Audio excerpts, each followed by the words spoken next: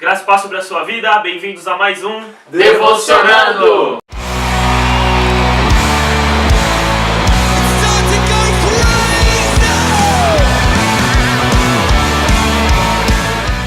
Legal, pessoal, mais um Devocionando.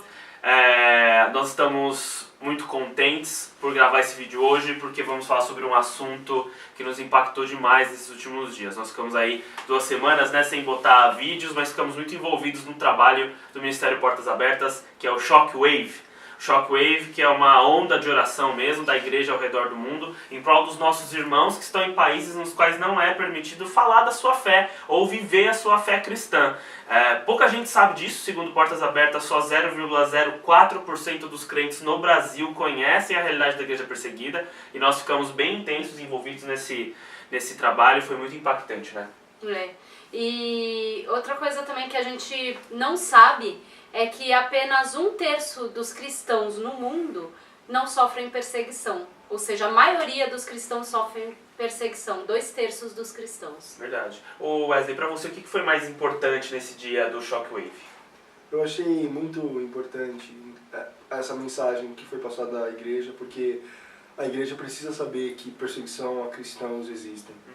Entende? E, infelizmente, a realidade de muitas igrejas hoje aqui no Brasil, que a gente tem um país, graças a Deus, livre, né? A gente não é perseguido, a gente pode abrir a nossa Bíblia na escola, em praça, a gente pode fazer eventos, só que a gente muitas vezes não tem essa realidade, da realidade de como que é ser cristão em outros países, né? Aqui a gente tem diversidade de Bíblias, por exemplo, de muitas traduções, de tantas coisas, enquanto outros países nem Bíblia pode ter. Você acha que nas igrejas falta um pouco falar sobre isso?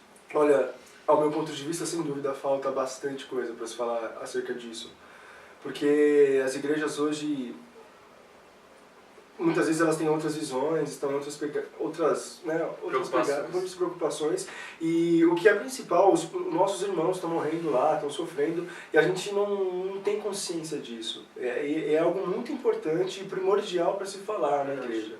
O Hector, sábado a gente teve lá na Assembleia de Deus Bom Retiro, né? E lá no Bom Retiro teve um dia especial do Shockwave com o pessoal do Portas Abertas. A Ellen Berrani, que é uma irmã da Eritreia, que compartilhou um pouco o testemunho dela, foi diferente, né? Teve algumas encenações, foi bem impactante, né? Foi bem impactante, foi até chocante, cara. Porque que nem como a Wesley disse, a gente não está acostumado aqui no Brasil ouvir sobre a igreja perseguida. Então o testemunho da Ellen foi bem impactante, a gente pôde passar até na questão daquela do container, que teve aquele exemplo pra gente. A gente ficou dentro de um container fechado, ela contando o testemunho, que ficou 2 anos, né, presa, e a gente ficou cerca de 4 minutos, e pra gente já foi uma experiência que abalou um pouquinho, né, a gente poder imaginar. Eu sei que não, né, é muito menos do que ela passou, não é nem comparável, mas eu acredito que aqui no Brasil a gente precisa ouvir mais disso e tentar entender um pouco mais sobre isso. E ainda tem uma questão, uma da que você mencionou na igreja bastante quando a gente fez na nossa congregação mesmo, que é a questão do despertamento para a importância dos governos, né?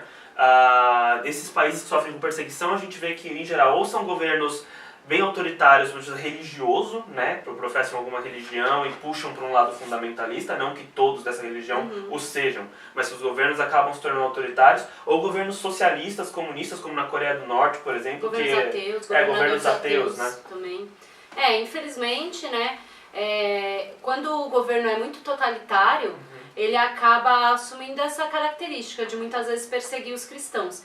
E eu acho importante a gente frisar que essa perseguição não é que nem a gente vê aqui no Brasil, que se debate ideias, se debate opiniões e posições. Essa perseguição que acontece aí mundo afora, ela é uma perseguição dura mesmo, onde os cristãos são presos, né, pelo crime. Qual é o seu crime? O crime de professar Jesus, o crime de ter uma Bíblia em casa. São torturados, muitas vezes são mortos, simplesmente porque seguem a Jesus. Sim, e é interessante porque geralmente esses tipos de barbaridade, eles estão muito associados à total intolerância e ao que a gente pode chamar de extremos, né? Sempre os extremos, eles pautam essa violência. No caso da Eritreia mesmo, a Ellen compartilhando conosco, demorou aí esse tempo todo que ela ficou presa, apanhava, foi torturada, Péssimas condições de higiene, péssimas condições de higiene, nenhuma alimentação praticamente. não tem a menor preocupação humana. Então, às vezes a gente olha aqui no Brasil, isso é até bom para você que é cristão, você domingo pode pegar a tua Bíblia, se é que você sabe onde guardou, né? Que às vezes a gente só usa a Bíblia na hora de ir pro culto mesmo, mas pode pegar a tua Bíblia, ir para a igreja, e às vezes a gente não para valorizar o que é a gente ter a liberdade de ir para nossa igreja. A gente ter a liberdade de ouvir uma música que a gente gosta, cristã, a gente ter a liberdade de carregar a nossa Bíblia. Eu acho que mexeu muito comigo também, nesse sentido do despertamento de agradecer a Deus pelo que a gente vive, né? Exato. É por isso, Lucas, que a gente tem que sim falar mais sobre isso e ouvir também, né? E procurar buscar mais conteúdo sobre isso. Porque se a gente for entrar nesse assunto, poxa, a gente tem toda uma liberdade, Sim. né? E se a gente não imagina que um cara lá do outro lado, nem do outro lado do mundo, a gente tá aqui na Colômbia, tá tendo um pouco disso já. Então, se a gente for entrar nesse assunto, cara, a gente vê a liberdade que a gente tem e muitas vezes não aproveita. Então, para todos nós, né? É bom a gente poder entender um pouco do outro lado e aproveitar a liberdade que temos. Sim. Né? E mexeu muito comigo uma hora ali no Bom Retiro, no sábado, quando tinha uma das esquetes, né, uma das encenações, eram 2 cristãos perseguidos, provavelmente do mundo árabe, estavam ali com roupas árabes, etc. E uma crente com camisa de Jesus, e ouvindo música gospel, e toda pop andando do lado deles, e eles estendiam a mão, às vezes pedindo ajuda, e ela ignorava. Eu acho que isso é muito o retrato do evangelho que a gente vive no Brasil, nos Estados Unidos, nesses países que têm mais liberdade. Você está preocupado em vestir camisa de Jesus, em ter música de Jesus, show gospel, muito agito, muita ondinha, mas não tem mudança de vida, tem pouca influência na sociedade, quer dizer, os crentes são 25% da população. Será que são mesmo? Como Muitas estão... vezes dá um mau testemunho terrível. Sim. Será que são crentes mesmo? Porque se o evangelho se expande, como será que estaria hoje a desigualdade social? Como será que estaria hoje a questão da violência? Será que o evangelho tem crescido mesmo? Ou é alguma outra coisa que tem crescido e que tem tomado conta dessas estatísticas? Eu fico muito preocupado com isso, com o tipo de crescimento que a gente tem tido. Eu acho que a gente saber da igreja perseguida é muito importante. Não só, lógico, a primeira coisa que a gente vai se conscientizar é que nós precisamos orar pelos nossos irmãos.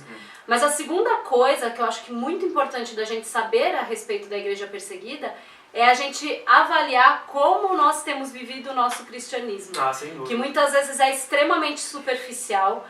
Às vezes, se a gente não recebe alguma coisa que a gente está esperando, seja um carro, uma faculdade, uma casa, ou qualquer coisa que a gente peça para Deus, a gente já fica completamente desanimado, fica bravo, às vezes começa a não querer ir na igreja, sabe?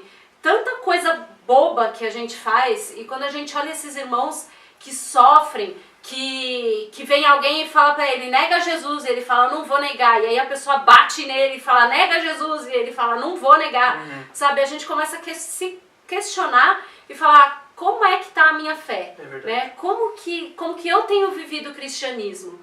Porque muitas vezes a gente tem vivido aí um cristianismo falso, né? Um cristianismo que não é verdadeiro, não é um cristianismo que Jesus ensinou. Que as pessoas pegam a palavra de Deus e distorcem para fazer aquilo que bem agrada a elas. Uma última coisa que eu queria falar, e aí vocês depois ficam à vontade de fazer os seus comentários também, finais, me chamou muito a atenção uma coisinha que a gente tem, que eu vejo isso muito no dia a dia, eu falo por mim, que eu chamo às vezes de terceirizar a fé.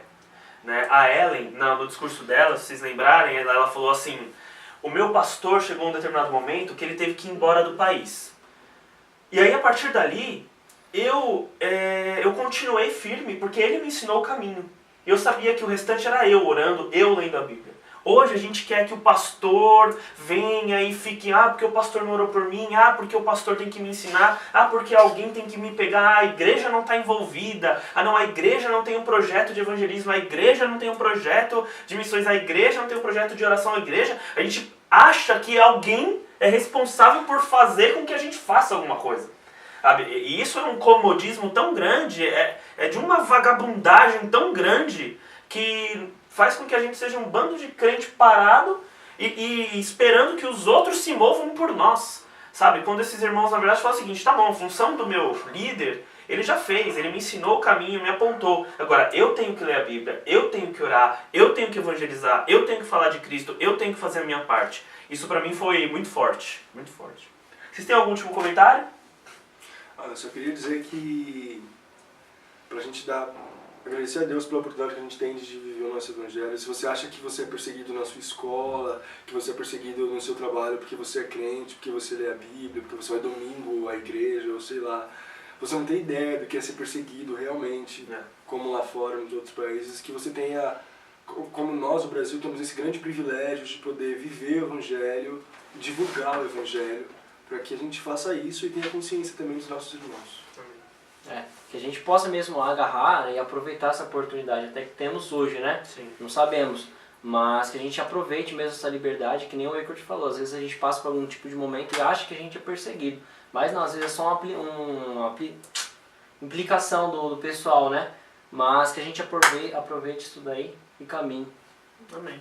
Ore pelos cristãos perseguidos, peça para que o Senhor os sustente, Sim. que o Senhor os fortaleça, os livre do mal. Ore pelas famílias dos cristãos perseguidos e ore também pelos perseguidores, para que eles possam encontrar Jesus e mudar de caminho e amar o próximo e espalhar o evangelho aí para esse mundo. Sim. Hoje nós não vamos colocar os nossos links dos nossos canais aqui. Hoje nós vamos colocar os links do Portas Abertas, do Underground, para que você conheça um pouco mais do trabalho desse ministério e para que você possa ajudar. Tem algumas formas que você pode ajudar o Portas Abertas. Primeiro, orando pelos cristãos perseguidos. Nos sites tem muito material para você pegar ali, conhecer um pouco mais sobre os países, sobre os cristãos, notícias e orar por eles. Também você pode ajudar bastante comunicando com eles. No site você tem relação de cristãos para quem você pode mandar cartas de encorajamento. Às vezes ele está precisando de uma palavra de fé que você pode dar. Você também pode ajudar divulgando, colocando na sua rede social, falando para os seus amigos, falando para as pessoas da sua igreja sobre isso. Agora em novembro, se eu não me engano, o Portas Abertas vai organizar o DIP, que é o Dia da Igreja Perseguida. Se você pode, se informe sobre isso, faça na sua igreja também. E você também pode ajudar doando. Colocando seus recursos nos Portas Abertas. Às vezes vai lá, um pastor pede dinheiro, né? O cara acha que vai ficar rico, vai lá e bota rios de dinheiro lá na igreja. E não pode dar uma oferta para um irmão que de fato está precisando. Como o Zé Bruno falou lá no dia, né? Gasta 600 milhões de reais para fazer um templo de Salomão e tem um irmão precisando de ajuda e a gente não ajuda. Então, se você puder, entre no site dos Portas Abertas, acesse o canal, ajude o ministério e ore pela igreja perseguida. Deus abençoe você em nome de Jesus Cristo e até o próximo Devocionando.